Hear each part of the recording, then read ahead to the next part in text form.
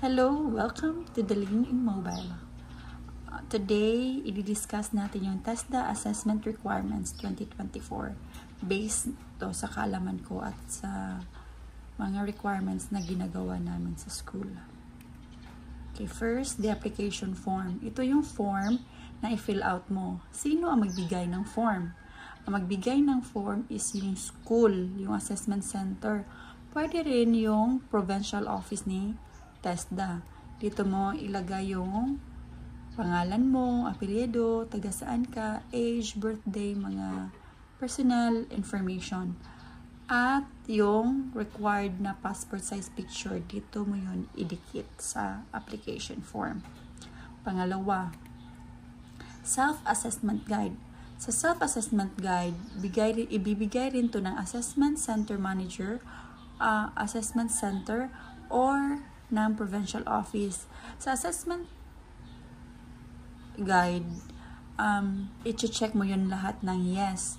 Doon mo makikita kung ano ang gagawin mo sa assessment. So, basahin mong maigi kung marunong ka doon. Kasi yun yung gagamitin mo para sa assessment. Next,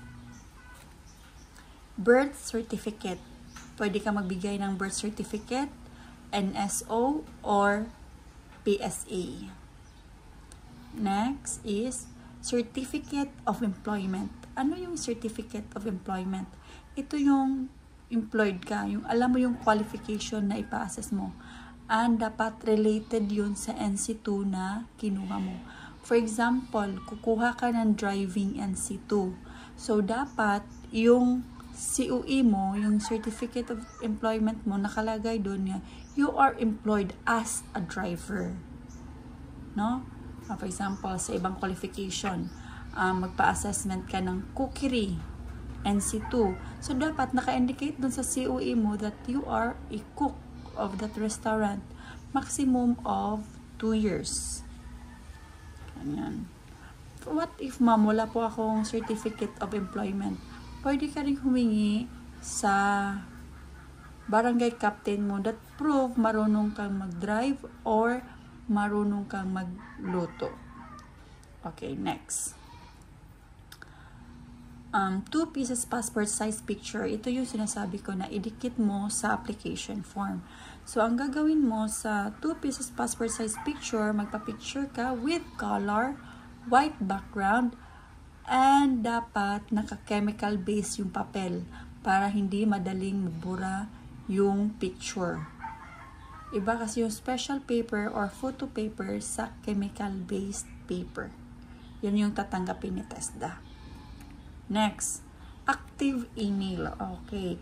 Yung active email, dapat meron na kayong active email. Kasi ngayon, yung certificate na NC2, kung competent ka, makakatanggap ka ng certificate, national certificate.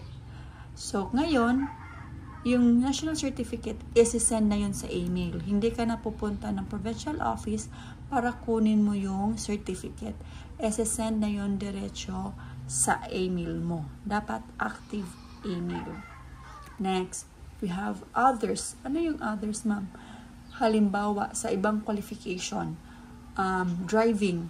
Yung driving na qualification, kailangan nyo na mayroong license, driver's license. Ito yung nakalagay sa others. Yung iba, wala naman. Halimbawa, yung mga housekeeping, cookery, wala naman silang ganon. So, nagkaintindihan? So, kung meron kayong tanong, just comment down below. Thank you!